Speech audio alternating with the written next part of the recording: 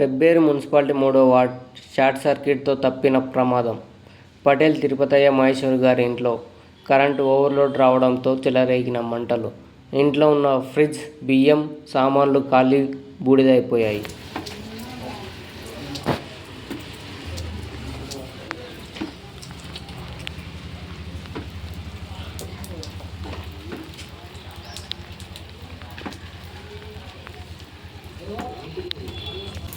గూడలే కాల్సింది మొత్తం చేసుకోవాలి.